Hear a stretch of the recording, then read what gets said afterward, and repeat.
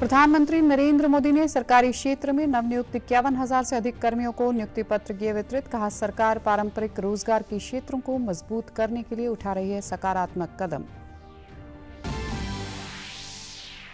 हरियाणा भाजपा के नवनियुक्त प्रदेश अध्यक्ष नायब सैनी ने मुख्यमंत्री मनोहर लाल से की मुलाकात। सीएम ने दी बधाई व शुभकामनाएं।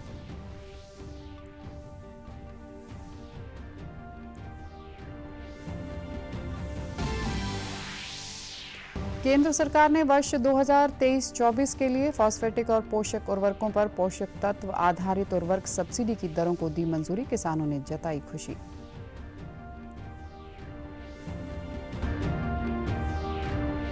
और प्रधानमंत्री नरेंद्र मोदी और हरियाणा के मुख्यमंत्री ने वाल्मीकि जयंती पर लोगों को दी शुभकामनाएं। पीएम मोदी ने कहा, महर्षि वाल्मीकि के विचार आज भी भारतीय समाज के लिए हैं प्रेरणा स्रोत।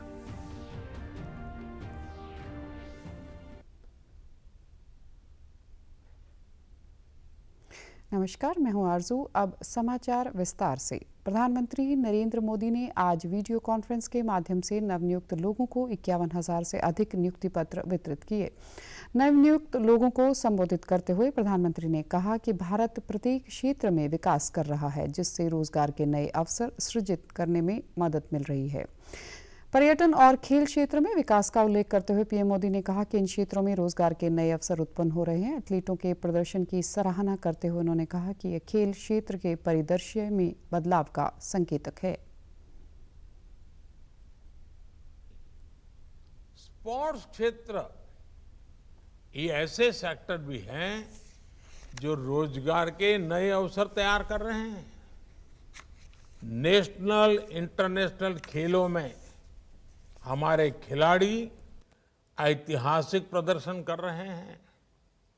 ये उपलब्धियां हमारे देश के स्पोर्ट्स लैंडस्केप में भी बड़े बदलाव और विकास का संकेत है। और जब स्पोर्ट्स सेक्टर का विकास होता है तो सिर्फ बेहतर खिलाड़ी ही तैयार होते हैं ऐसा नहीं है, बल्कि इससे ट्रेनर्स, फिजियो, रेफरीज और स्पोर्ट्स न्यूट्रिशंस जैसे अनेक नए अवसर तैयार होते हैं। प्रधानमंत्री ने कहा कि सरकार पारंपरिक रोजगार के क्षेत्रों को मजबूत करने के लिए सकारात्मक कदम उठा रही है और रक्षा, निर्यात, ड्रोन निर्माण तथा ऑटोमेशन पर विशेष जोर दिया जा रहा है, क्योंकि ये क्षेत्र युवाओं के लिए रोजगार के नए अवसर उत्पन्न कर रहे हैं। हम रिन्यूएबल एनर्जी, स्पेस, ऑटोमेशन और डिफेंस एक्सपोर्ट जैसे नए सेक्टर्स को प्रमोट कर रहे हैं। ड्रोन टेक्नोलॉजी में संभावनाओं के नए द्वार खुल गए हैं। आज किसान ड्रोन्स का क्रॉप असेसमेंट और न्यूट्रिएंट के छिड़काव में उपयोग धीरे धीरे बहुत बढ़ रहा है। स्वामित्व योजना के तहत ड्रोन्स का लैंड मैपिंग में उपयोग हो रहा है। वहीं अंबाला छावनी के न्यू रेलवे ऑडिटोरियम में रोजगार मेले का आयोजन किया गया। इस दौरान सांख्यिकी और कार्यक्रम कार्यान्वयन मंत्रालय, योजना मंत्रालय व कॉरपोरेट कार्य मंत्रालय के केंद्रीय राज्य मंत्री राव इंद्रजीत सिंह ने मुख्य अतिथि के रूप में शिरकत की। केंद्रीय राज्य मंत्री राव इंद्रजीत सिंह ने लगभग 200 युवाओं को नियुक्ति पत्र दिए। इस दौरान उन्होंने कहा कि सबको मिलकर भारत को विश्व गुरु बनाने की ओर अग्रसर करना है। उन्होंने कहा कि युवा वर्ग को भी देश के नवनिर्माण में अपना योगदान देना चाहिए।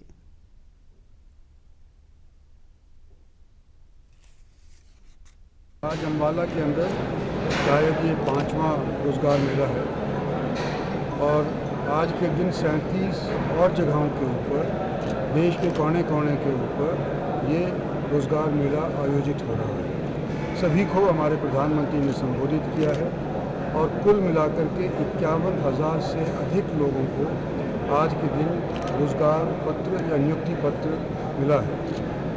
लक्ष्य प्रधानमंत्री का और भारत सरकार का ये है कि इस बकाए समय के अंदर इलेक्शन से पहले हमारे को 10 लाख लोगों को नियुक्ति पत्र प्रदान कर देंगे। 5,91,000 ऑलरेडी हो चुके हैं और बाकी लक्ष्य पूरा करने के अंदर हम पूरा प्रयास करने लग रहे हैं। भारत सरकार भी पूरा प्रयास करने लग रही है। नियुक्ति पत्र प्राप्त करने वाले युवाओं ने खुशी जाहिर करते उन्होंने केंद्र सरकार की सराहना की। उन्होंने कहा कि पारदर्शी तरीके से सरकार काम कर रही है तथा युवाओं से किया गया नौकरी देने का वादा निभा रही है। अच्छा इनिशिएटिव है ताकि इससे मतलब अनएम्प्लॉयमेंट जो है वो रेट कम होगा और यूथ को एनकरेजमेंट मिलेगी गवर्नमेंट सेक्टर में ज्वाइन करने के लिए। जी यहाँ पे अम्बाला में आई हूँ रोजगार मेले में। मेरे को अपॉइंटमेंट लेटर की बहुत मतलब मिलने की खुशी हो रही है, बहुत ज़्यादा अंदर से इतने मतलब एहसास हो रहा है कि हाँ मम्मी पापा को भी प्राउड फील हो रहा है, मम्मी पापा भी साथ में आए हैं तो मतलब बहुत ही ज़्यादा खुशी है। और सरकार अब की बार अच्छा कर रही है हमारे लिए। मोदी सरकार बहुत अच्छा काम कर रही है रोज़गार के लिए। अभी इससे पहले मुझे बीएसएफ का भी ज्वाइनिंग लेटर मिला था और इससे पहले मेरा सीआईएसएफ में भी सिलेक्शन हुआ था।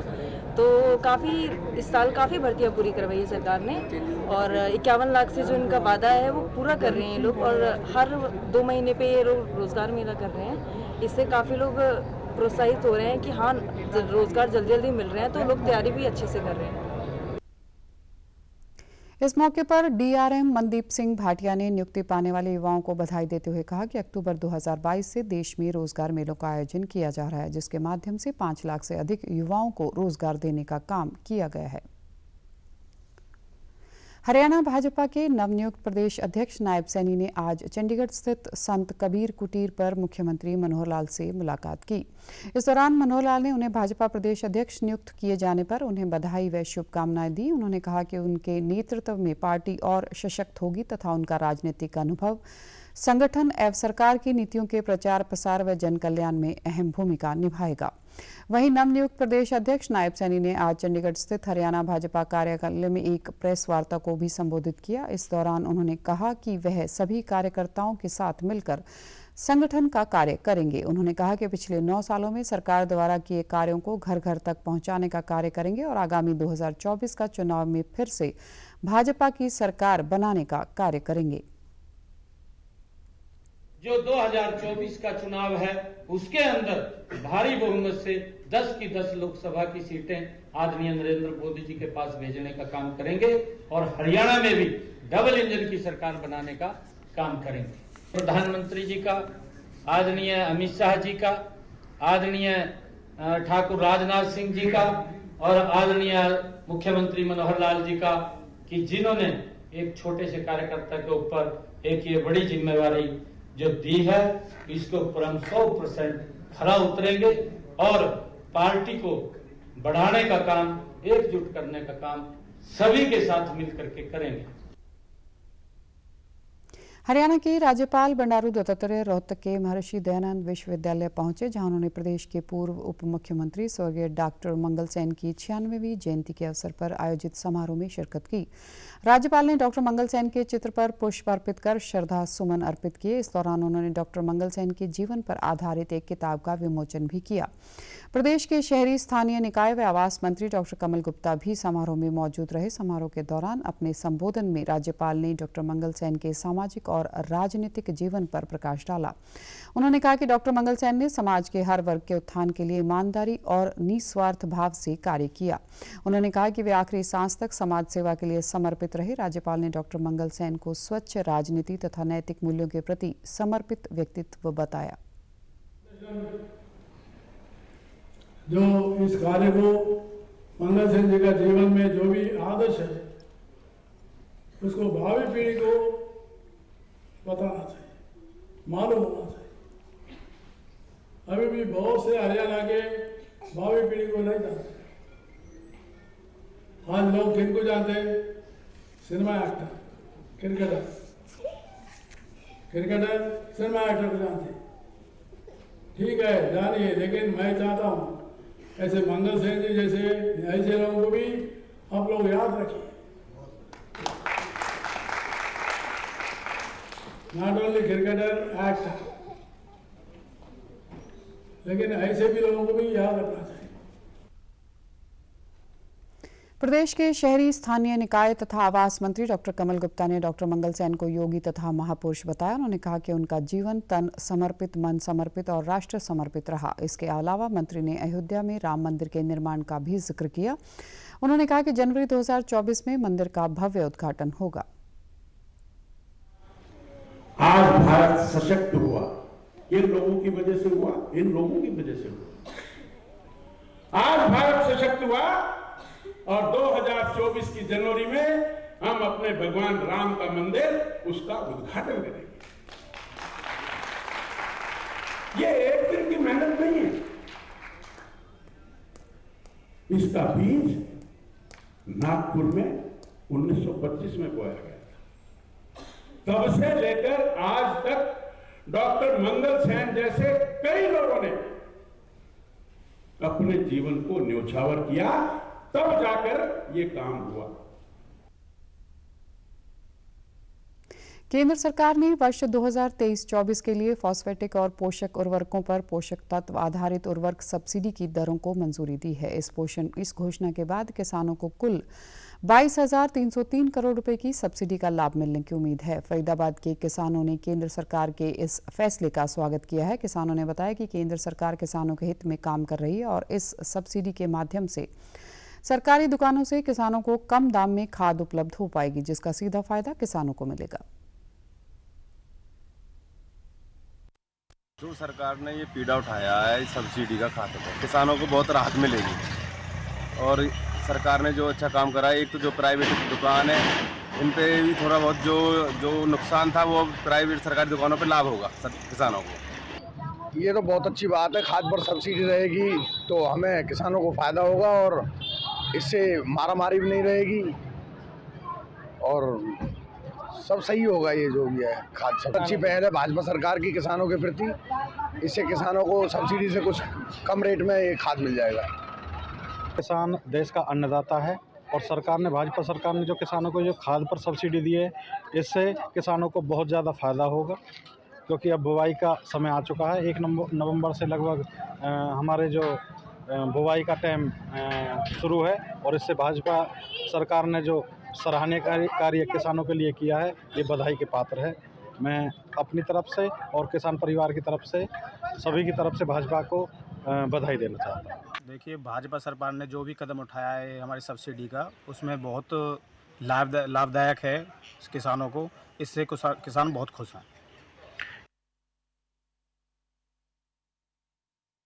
साल के किए गए विकास कार्यों को लेकर पलवल में भाजपा विधायक दीपक मंगला, हरियाणा भूमि सुधार एवं विकास निगम के चेयरमैन जगदीश नायर, हथीन विधायक प्रवीण डागर ने संयुक्त रूप से प्रेस वार्ता कर सरकार की उपलब्धियों के बारे में विस्तार पूर्वक जानकारी दी।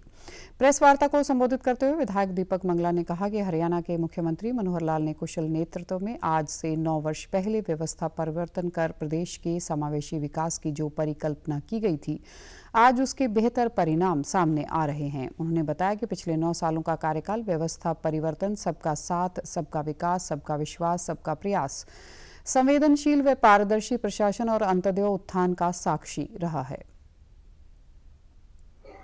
सारे प्रदेश के अंदर सबका साथ, सबका विकास, सबका विश्वास को लेकर के सारे प्रदेश में चहुमुखी विकास इन 9 सालों में हो रहे हैं। विकास की गति ने रफ्तार पकड़ी है, चाहे बीच में कोरोना काल आया है, चाहे बीच में कोई और व्यवधान आया है, लेकिन उन सब व्यवधानों को छोड़ करके विकास कार्य और गरीबों के उत्थान के लिए विशेष कार्य इन 9 वर्षों में हुए हैं।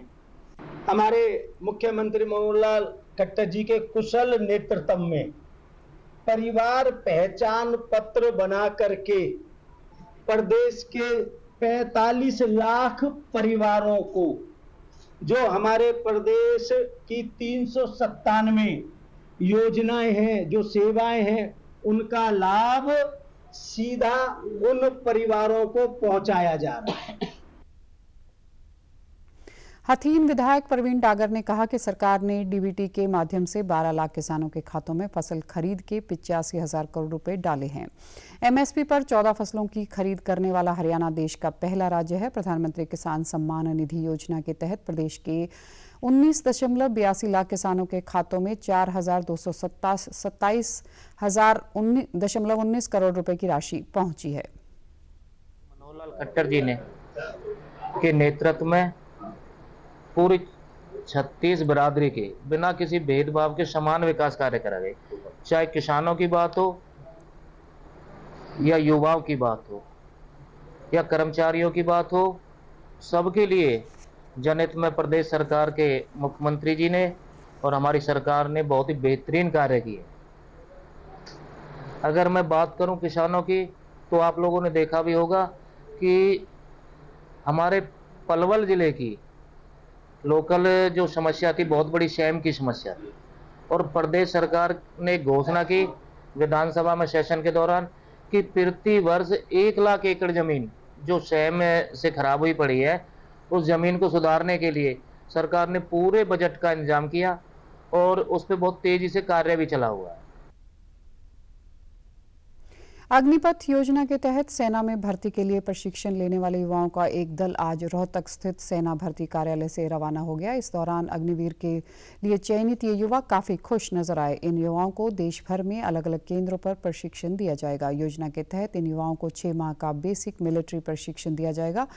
प्रशिक्षण के बाद ये युवा अग्निवीर कहलाएंगे। वर्ष 2023 में अग्निपथ योजना के तहत भर्ती के लिए बदलाव किया गया था। पहले चरण में ऑनलाइन कंप्यूटर आधारित लिखित परीक्षा तथा द्वितीय चरण में भर्ती रैली। यह भर्ती रैली इस साल 17 जुलाई से 30 जुलाई तक रोहतक के राजीव गांधी खेल परिसर में हुई थी, जिसमें रोहतक, झज्जर, सोनीपत व पानीपत के युवा शामिल हुए थे।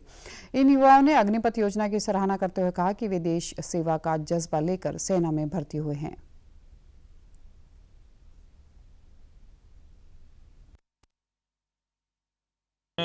पहले पेपर की तैयारी करी थी अप्रैल में, उसके बाद मई में मेरा रिजल्ट आउट हुआ था 20 मई को। उसके बाद रनिंग के लिए तैयारी की थी मैंने। 20 जुलाई मेरी भर्ती थी। अब ट्रेनिंग के लिए दिल्ली राजरफ सेंटर में जा रहे हैं। मैंने अप्रैल से शुरू की थी, पहले टेस्ट की, उसके बाद रनिंग की। लोगों से यही कहना चाहता हूँ मैं, कोई ये 4 साल की भर्ती नहीं है, बंदे में टैलेंट है, वो खुद निकल आएगा। मैं 1 साल से तैयारी कर रहा था। पहले पेपर दिया था और जुलाई में रोहतक में फिजिकल हुआ था, और अब मुझे राजराई फिर दिल्ली सेंटर मिला है ट्रेनिंग के लिए। तैयारी करो और ज्वाइन करो, अच्छी स्कीम है। ठीक। अग्निवीर से मैंने बस 1 साल से तैयारी की जम के। उसमें मैंने 3 महीने पढ़ाई की थी, 2 महीने रनिंग की थी और मेडिकल में ग्राउंड फिट हो गया था। उनके लिए यही है कि भाई जमकर मेहनत करो, आर्मी में जाने का सपना है, अपने अंदर जुनून रखो और पढ़ो, रनिंग करो, अच्छी नौकरी। ये मेरा सेकंड चांस है। सेकंड चांस में मैं सिलेक्शन हूँ। पहले मैं रनिंग में रह गया था, इस बार मैंने अपनी ज़्यादा मेहनत की। पढ़ाई जैसे पहले टेस्ट हुआ था, पहले टेस्ट नहीं था, टेस्ट की मैंने अच्छी तैयारी की, फिर रनिंग की तैयारी की और मैं ग्राउंड फिट हो गया था। अब मैं ट्रेनिंग के लिए जा रहा हूँ AOC सिकंदराबाद, वहाँ पर मेरी ट्रेनिंग होगी 6 महीने की। उनके लिए मैं ये मैसेज देना चाहूँगा कि फ़ौज तो फ़ौज है, चाहे वो 4 साल की हो। जिसका सपना है किसी मैं देश की सेवा करूं, वो अपना अच्छी से तैयारी करो, मेहनत करो, रनिंग की अच्छी से तैयारी करो, पढ़ाई की तैयारी करो। उनके लिए बेस्ट ऑफ लक। ठीक।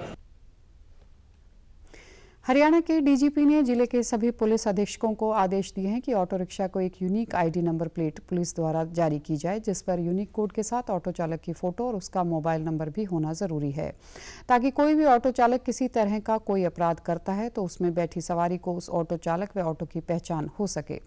डीजीपी द्वारा किए गए इस आदेश की पालना महेंद्रगढ़ जिले में होने लगी है। जिला पुलिस अधीक्षक नीतीश अग्रवाल ने जानकारी देते हुए बताया कि जिले में तकरीबन 1400 ई रिक्शा व ऑटो रिक्शा हैं।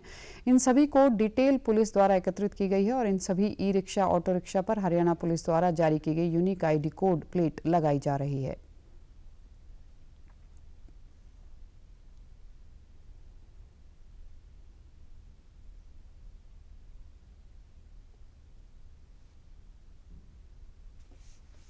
बेसिकली हमारा डीजीपी सर की तरफ से ये अभियान चालू करा गया है सभी जिलों में, जिसमें हम जितने भी हमारे एरिया में ऑटो हैं, लगभग महेंद्रगढ़ जिले में 1400 ऑटो और ई रिक्शा मिलाकर हैं, जिनका हमने सारी डिटेल्स पुलिस ने एकत्रित करी है।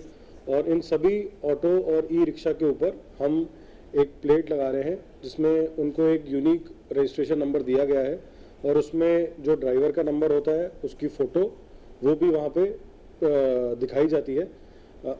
ऑटो में 3 जगहों पे लगा होता है, एक तो फ्रंट में, बैक में और जहाँ पे जो व्यक्ति बैठता है उसके सामने।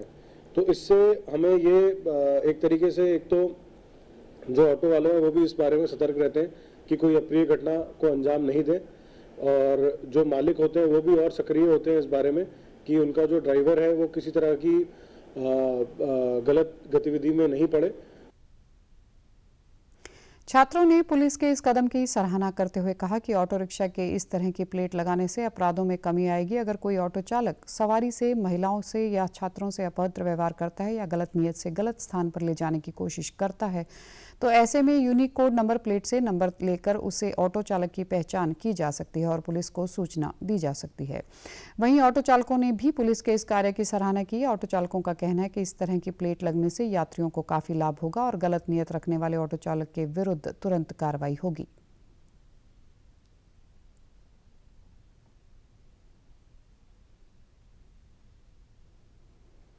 हमारे जो पुलिस कर्मचारी, उन्होंने जो ऑटो हैं उनके पीछे एक कोड, विशेष प्रकार का कोड जारी किया है। उसके साथ जो ऑटो वाला है उसकी फ़ोटो भी लगी रहेगी। ये जो महिलाएं हैं उनके लिए बहुत अच्छा काम है, कार्य है, वो सुरक्षित रहेंगी इससे। जो अभी ये पुलिस ने जो भी नया काम चलाया है, जैसे ऑटोज़ के पीछे एक कोड जारी किया है, उसमें जो चालक है ऑटो का उसकी फ़ोटो भी है।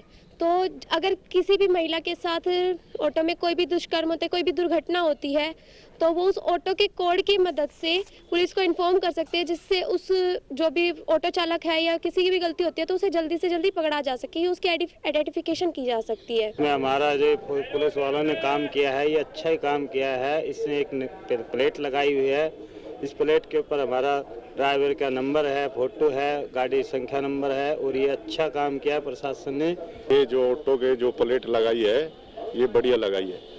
इसके कोई भी सवारी का सामान वगैरह कुछ रहे तो दिक्कत हो, परेशानी हो ऑटो के बारे में तो शिकायत कर सकते हैं, पुलिस को बता सकते हैं। बढ़िया प्लेट लगाई है।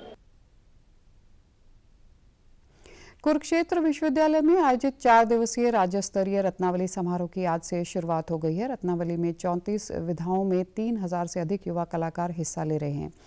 कुरुक्षेत्र विश्वविद्यालय के युवा एवं सांस्कृतिक कार्यक्रम विभाग द्वारा आयोजित रत्नावली समारोह का आयोजन 31 अक्टूबर तक किया जाएगा। रत्नावली के उद्घाटन अवसर पर सुप्रसिद्ध सारंगी वादक मामन खान मुख्य अतिथि के रूप में और फिल्म अभिनेता जगदीप अहलावत तथा ऑस्ट्रेलिया में एसोसिएशन ऑफ हरियाणवीज के प्रधान विशिष्ट अतिथि के तौर पर शामिल हुए। इस अवसर पर कुरुक्षेत्र विश्वविद्यालय के कुलपति डॉक्टर सोमनाथ सचदेवा ने कहा कि रत्नावली समारोह एक ऐसा मंच है जिसमें एक ही जगह हरियाणवी संस्कृति के दर्शन होते हैं। उन्होंने कहा कि रत्नावली के माध्यम से पूरी दुनिया में हरियाणवी संस्कृति की पहुंच बनी है। इस दौरान फिल्म अभिनेता जगदीप अहलावत ने कहा कि हरियाणवी संस्कृति बड़ी समृद्ध संस्कृति है। उन्होंने कहा कि विश्वविद्यालय का यह बहुत बड़ा आयोजन है जिसमें लोक कला और इस समृद्ध संस्कृति को सहेजने का कार्य हो रहा है।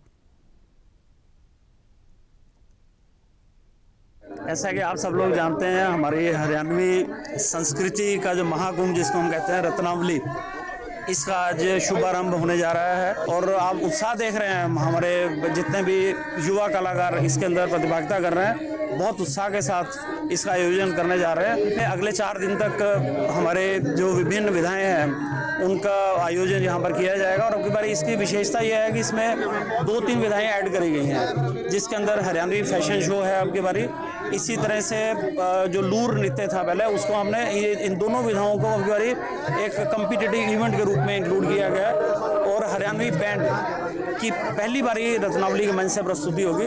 तो इस तरह आप देखेंगे कि लगभग 34 विधाओं के साथ 3500 के करीब युवा कलाकार इसके अंदर अपनी प्रतिभागिता करेंगे। अगले 4 दिनों तक सब लोग खूब एंजॉय करने जा रहे हैं। रत्नावली के मंच पर पूरे प्रदेश से युवा कलाकार अपनी कला का प्रदर्शन कर रहे हैं। रत्नावली में हिस्सा ले रहे कलाकारों ने बताया कि राज्य स्तर पर आयोजित होने वाला यह समारोह उनके लिए बहुत महत्वपूर्ण है। अच्छा लग रहा है। मैं बहुत सारे इवेंट्स में देख रही हूँ, पार्टिसिपेट कर रहे हैं बच्चे, और मैं खुद भी बहुत सारे इवेंट्स में पार्टिसिपेट कर रही हूँ। मैक्सिमम 5 में मैं कर रही हूँ। लाइक उसमें ग्रुप डांस है, हरियाणवी ऑर्केस्ट्रा है, सोलो मैं कर रही हूँ। रत्नावली में आए हम, यहाँ भी देखते क्या होता है। बहुत अच्छी अच्छी टीमें आई हुई हैं। यहाँ कंपटीशन थोड़ा ज़्यादा है तो हमको मेहनत भी ज़्यादा करनी है। बहुत अच्छा लग रहा है। पूरी यूनिवर्सिटी सजी है। लास्ट टाइम भी आया था तब भी मतलब बहुत अच्छा एटमॉस्फेयर था और अब भी बहुत अच्छा ही है। प्रधानमंत्री नरेंद्र मोदी ने वाल्मीकि जयंती पर लोगों को शुभकामनाएं दी हैं। पीएम मोदी ने एक सोशल मीडिया पोस्ट में कहा कि सामाजिक समानता और सद्भावना से संबंधित महर्षि वाल्मीकि के विचार आज भी भारतीय समाज के लिए प्रेरणा स्रोत हैं। प्रधानमंत्री ने कहा कि मानवता के लिए अपने संदेशों के माध्यम से महर्षि वाल्मीकि युगों युगों तक भारतीय सभ्यता और संस्कृति की अमूल्य धरोहर बने रहेंगे। वहीं हरियाणा के मुख्यमंत्री मनोहर लाल ने भी प्रदेशवासियों को शुभकामनाएं दी हैं। प्रधानमंत्री नरेंद्र मोदी कल सुबह 11 बजे आकाशवाणी पर मन की बात कार्यक्रम में देश विदेश के लोगों के साथ अपने विचार साझा करेंगे। यह मासिक रेडियो कार्यक्रम की 106वीं कड़ी होगी। यह कार्यक्रम आकाशवाणी और दूरदर्शन के समूचे नेटवर्क पर प्रसारित किया जाएगा। यह आकाशवाणी वेबसाइट और news on AIR mobile app पर भी उपलब्ध होगा। आकाशवाणी, दूरदर्शन समाचार, प्रधानमंत्री कार्यालय तथा सूचना और प्रसारण मंत्रालय के YouTube चैनलों पर भी मन की बात कार्यक्रम का सीधा प्रसारण होगा। हिंदी प्रसारण के तुरंत बाद आकाशवाणी से इस कार्यक्रम को क्षेत्रीय भाषाओं में भी प्रसारित किया जाएगा।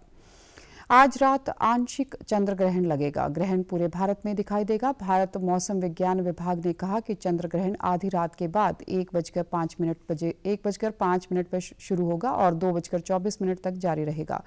चंद्र ग्रहण की अवधि 1 घंटा 19 मिनट की होगी। चंद्र ग्रहण एशिया, यूरोप, अफ्रीका, पूर्वी दक्षिणी अमेरिका और ऑस्ट्रेलिया सहित अन्य देशों में भी दिखाई देगा।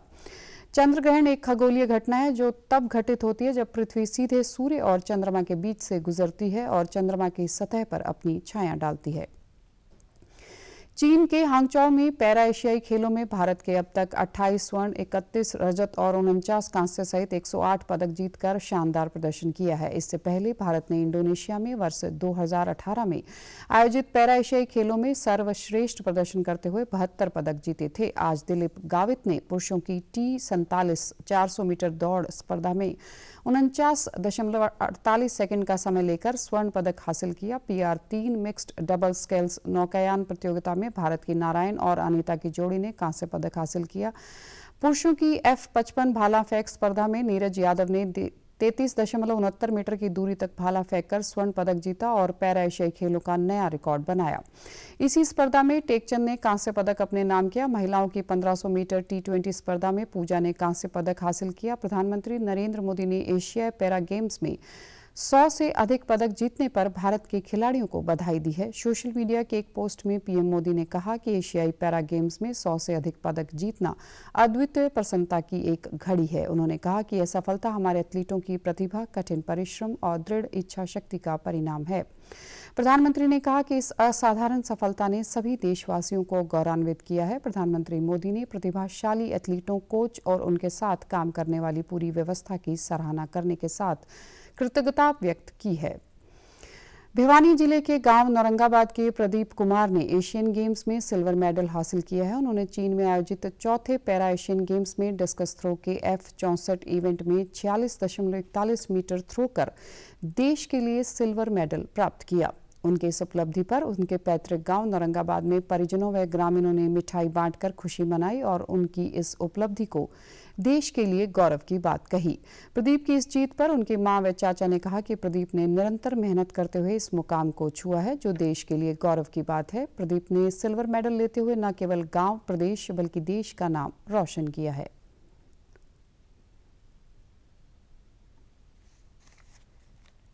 भाई खेल में 5-6 बाद में खेल करने लग गया। ब्याणी जाया कर तो ब्याणी से फिर बाहर जाने लग गया। डंगर रखा करती भैंस, भाई दही खवा दियो, दूध खवा दियो, भाई घी खिला दियो। यह मेहनत करी मैंने, खूब खुशी हूँ। सारे गांव में बहुत खुशी है जी, जीत का आया है। ये सिलाई का काम किया करता था, साइकिल पर भी होने जाता था, साइकिल पे आता था और सुबह से शाम को लेट तक आता था कि उस स्टेडियम में जाता था खेलने के लिए। और खेलने के लिए खाने पीने का अपना सिलाई में खर्चा निकालता था। तो धीरे धीरे ऐसे करता हुआ वो खेलों में आगे बढ़ता गया तो भी इसने मेडल जीतने शुरू किए, अपने देश का नाम रोशन किया है। पहले भी सरकार की ओर से बहुत मदद मिली थी इसको, लगभग 1,70,00,000 लगभग मिले थे। अब देखो सरकार कितनी मदद कर रही है इसकी। हाँ, खेल में सही है जी, बिल्कुल कई मेडल जीत लिए इसने। उनकी इस जीत की खुशी पर भाई जयबीर व मौसी संतरा देवी ने कहा कि प्रदीप भिवानी के भीम स्टेडियम में 2012 से प्रैक्टिस कर रहा है। उन्होंने कहा कि प्रदीप 2018 के पैरा एशियाई खेलों में भी देश के लिए सिल्वर मेडल प्राप्त किया था। भाई प्रदीप है जो जीत के आया है और गांव में इतनी खुशी है कि गांव में लड्डू बढ़ने जा रहे हैं। बहुत ही खुशी का माहौल बना हुआ है। बच्चे को ये उम्मीद है कि भी अब भाई आएगा और हम उसका धूमधाम से स्वागत करें। ये धीरे धीरे आगे बढ़ता रहा और आज राष्ट्रीय स्तर पर इन्होंने मेडल लेके आया है भाई जी। माँ ने बहुत मेहनत की, बहुत ही मेहनत करके और इस मुकाम पर पहुँचाया कि आज देखो हमारे गाँव का ही नहीं देश का भी नाम रोशन किया है। हमारा बेटा ने बहुत मेहनत करी और मेहनत करके आज इस आसमान पे पहुंचा दिया। बहुत खुशी, देश का नाम रोशन कर दिया है। 2012 में एथलेटिक्स की शुरुआत करने वाले प्रदीप ने निरंतर मेहनत करते हुए 3 बार राष्ट्रीय रिकॉर्ड बनाया है। इसके साथ ही वे टोक्यो पैरा ओलंपिक तथा रियो पैरा ओलंपिक खेलों के लिए क्वालिफाई कर चुके हैं। समाचारों में आज इतना ही। नमस्कार।